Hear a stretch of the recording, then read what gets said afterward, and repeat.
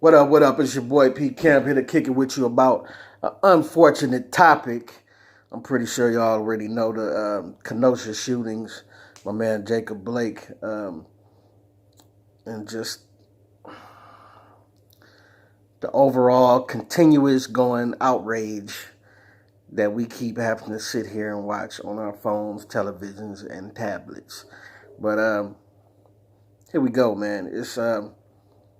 Let's get right to it. They shot my man Jacob Blake 7 times in the back. Pretty sure y'all know, y'all probably saw the video, when he was leaving the scene of a situation that he was not involved in. As he gets in the car, they proceed to shoot him 7 times in the back, and with his kids in the car. Paralyzed him, and nonetheless, he wakes up in the hospital, cuffed to the bed. Anyway, after this, outrage sparks, rioting, looting starts to go down, which I don't care. Tear it up. I'm sick. Like, everybody's sick of this, dog. Like, I don't know what else. We don't know what else to do. Besides tear something up. So I really don't feel bad for the buildings and the cars just being lit on fire. I don't feel bad. I don't at all. You don't feel bad about human life being lost. You know what I'm saying? Especially black lives being lost. So I can't have sympathy for your windows in your buildings and your cars that's being torched. You know what I'm saying? So it is what a TI is. You dig what I'm saying? Now, in the midst of these the riots that was going on, white folk decided to come out the house and protect the buildings and whatever rioting that was going on. They decided to come out the house and protest against the protesters, but only they came out with guns, right? So this just shows you the white privilege that exists. Just the fact that, you know what I'm saying, how white folks think. Some of y'all, not all y'all, but just bear with me, white folk who is open-minded. This just shows you the white privilege of the whole situation, that white folk feel like, what's going on in the street out there? They're breaking glass. Let me go protect the city. And y'all come out of the house with AR-15s and this, that, and that. Mind y'all business, man. Go in the house and sit down somewhere. Please. Go sit down somewhere. This is not your business. If you didn't care when my man was getting shot in the back, you should not be running out in the street with AR-15s and AKs caring about a building that's about to get torched up. You know what I'm saying? Mind your business, man. But it just, the white privilege is just, the police decided, you know what? We about to just let y'all go and do y'all thing. They tearing up stuff. We feeling a little bit outnumbered right now. We about to let them do their thing. They probably moved out the way because they want them to come in with the tanks and the armory and the Marines and the Navy SEALs and everybody anyway. So I wouldn't doubt that they probably moved out the way anyway to let us usher in another heavier presence to disperse of some more black lives. But white folks take to the street with guns and this, that, and the other, and proceed to kill people. Kyle Rittenhouse, a 17-year-old. Let me just give you the rundown of. So Kyle Rittenhouse is 17. He is illegally armed. He's out past the curfew, along with the protesters. So who's right there? They out past the curfew, you out past the curfew, and you're underage. You're 17. Go in the house, lay down, eat some graham crackers or something. Out past curfew. After the situation, he's thanked by the police. He killed 2 people, injured 1 more. Did not follow police instructions.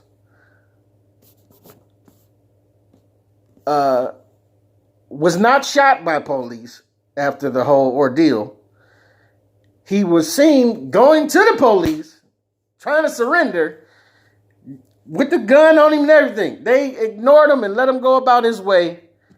He left the scene and he was peacefully arrested the next day. Meanwhile, Blake gets paralyzed trying to leave the scene of a crime that he was not a part of. Shot 7 times in the back with his kids in the car. And then is still cuffed like a criminal. Like a criminal. Right? He ain't shot nobody. He ain't did nothing. But get shot in the back.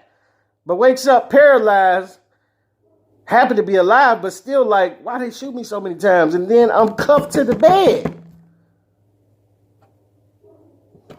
Okay. But it's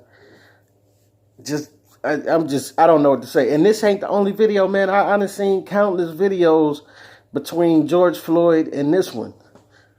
You know what I'm saying? And then countless videos before George Floyd. It's just an ongoing. I didn't had to like disconnect from it. I'm tired of seeing it, man. I'm tired of seeing it. It's like, what? You know what I'm saying? What is the deal, man?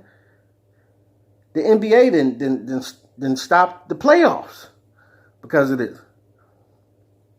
Halted the playoffs. I was like, what's going on? I didn't know why they was postponing the games, but then I found out like, oh, okay, that's what's up. It hurt me.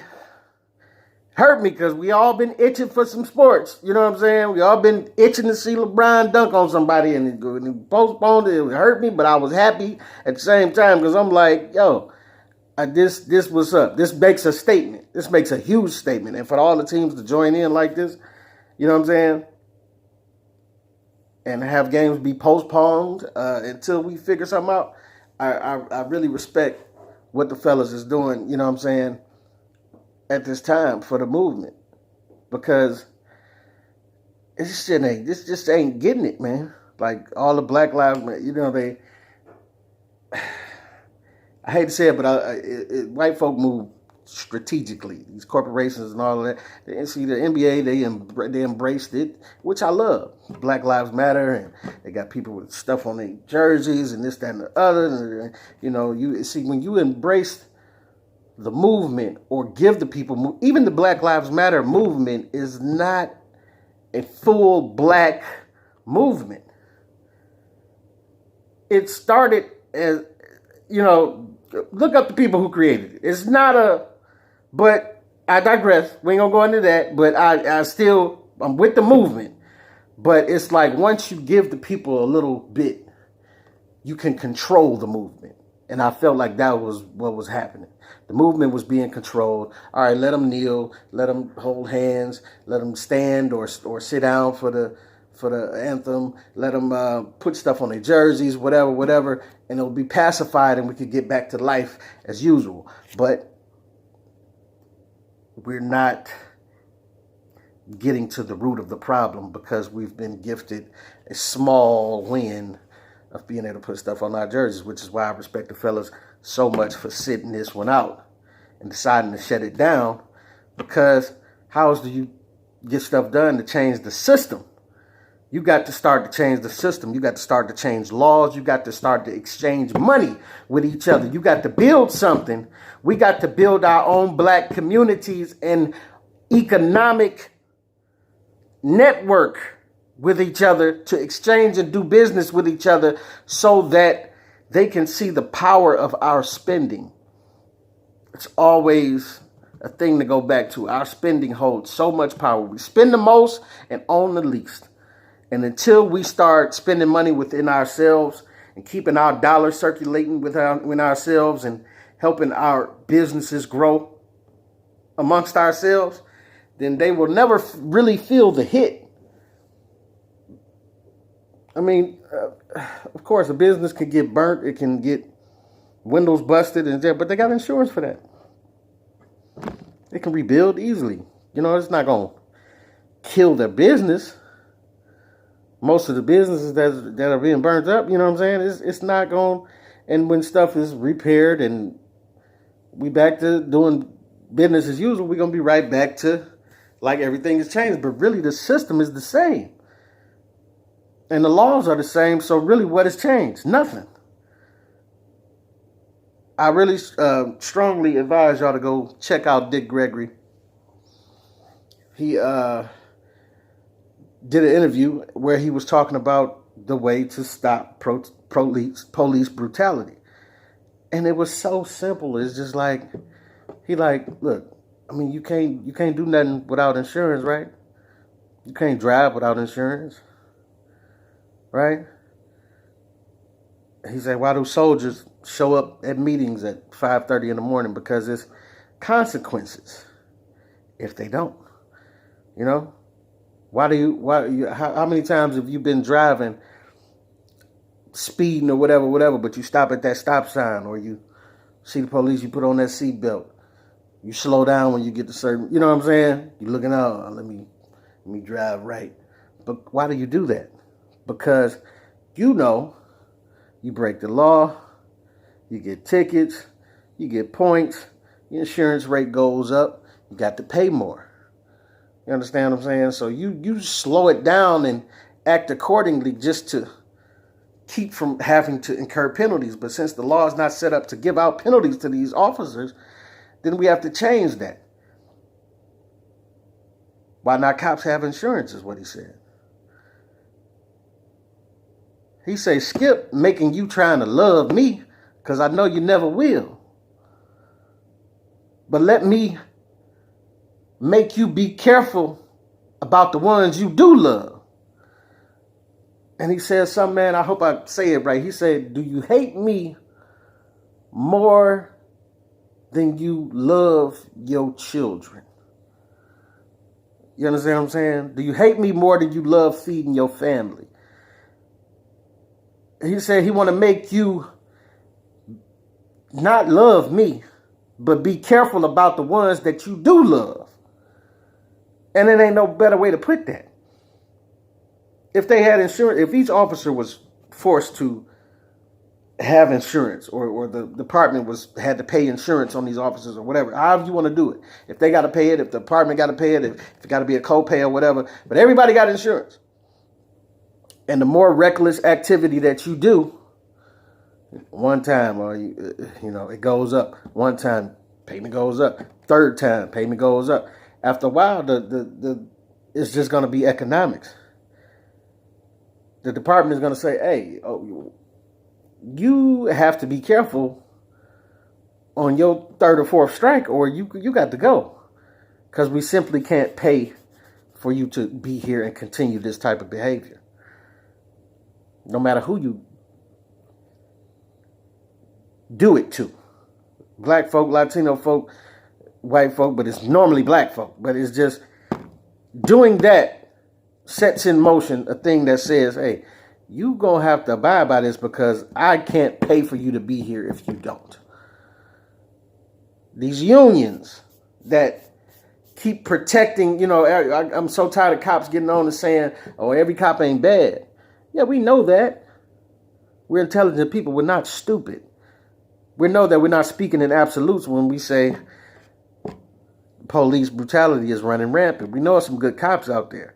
But the thing is, if you good cops are not the ones stepping in when it's a guy on a man's neck, or you know what I'm saying, or killing a man or shooting a man in the back, if ain't nobody stepping in, then I can't see you, cuz.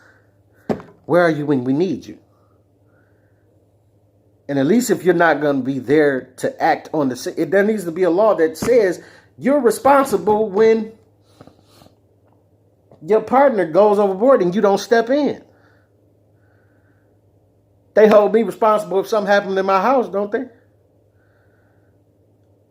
If something happened in my house, somebody get killed, or there's something illegal found in here or whatever, and they come and find it, and my name is on, you know what I'm saying? I'm going to be held responsible as well. I might get the brunt of the punishment. If somebody hop in my car, hey man, give me a ride down the street. I take him to the store. He run in to rob the store and come out. I don't really know, but he robbed the store, come out like nothing wrong, jump in the car with me, and we stab off. They pull us over. He got guns, money on him, and everything. You don't think I'm getting punished for that? I'm going to get a hefty amount of time for that. So why is it any different with the police? And with these unions, y'all allow, even if you're not on the scene and something happens and it comes back down and we have to give out penalties or reprimand these officers for what they're doing, the union often protects them.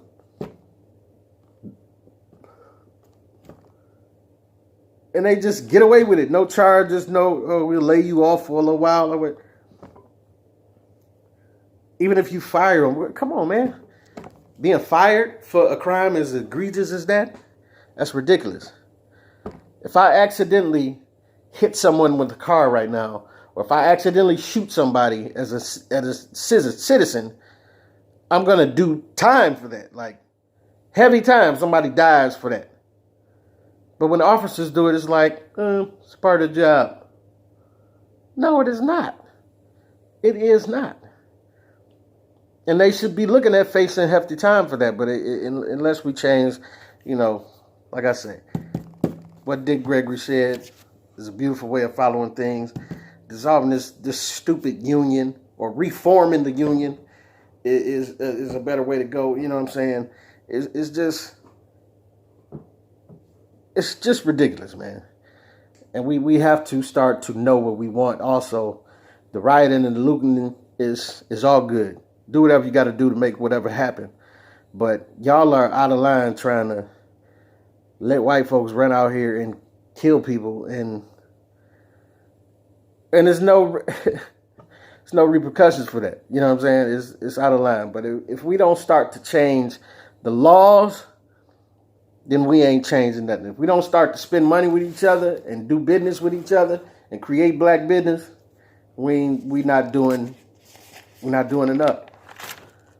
One thing I want y'all to check out too is Ice Cube and his contract with Black America.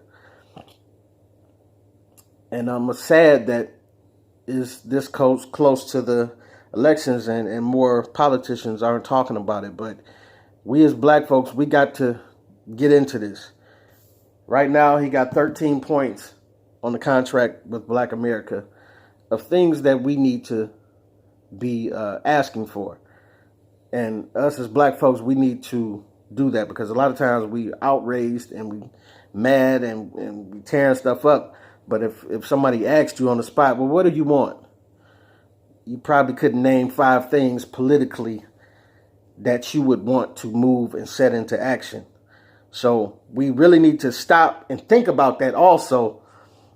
I mean, do what you're going to do. I'm with you. Do what you're going to do. But also, after you do that, go home, get you a pen and pad out, and write down some stuff. Consult this contract with Black America. I'm going to do another video on it and go into it more extensively. But it's 13 points. You know what I'm saying? You got prison reform, judicial reform, police reform,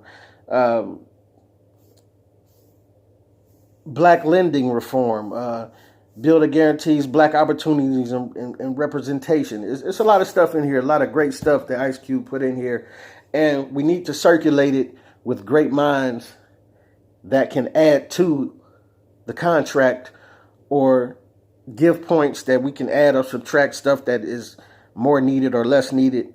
But this is what we need to go forth and plan with, strategically plan with, so that we can start to change laws and make stuff really happen in our favor. You know what I'm saying? So, Kenosha, Wisconsin, thank y'all for protesting and doing what y'all doing, tearing stuff up. You know what I'm saying? I'm not mad, but hey, we got to take it a step further. NBA, I appreciate y'all for sitting down.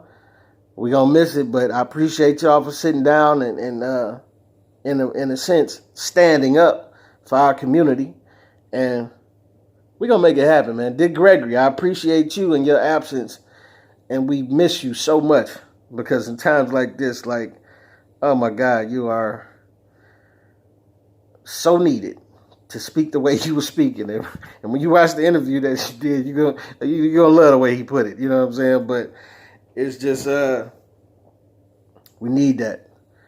We need that. We need more of what we're doing to move forth. But more to that.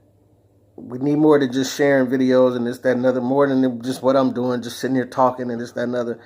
We need some action and share with great minds and try to put something on paper that we can make this thing really move forward and get some type of systematic change out of what's going on right now. You know what I'm saying? But anyway, this your boy P Camp. Come check in with you, man. Tell me what you like, what you don't like. Tell me what you love, what you don't love. Bang that like button, leave a comment. Subscribe to the channel before I have to come through and make you sing like a soprano. Oh, he dropping bars on this one. Woo! Tony Soprano on their head in this month. No, let me quit. No, this is your boy P Camp, man. Like, subscribe, share the video, man. Get at your boy. Let me know what you think. One time. Yeah. P Camp putting the camp stamp on it.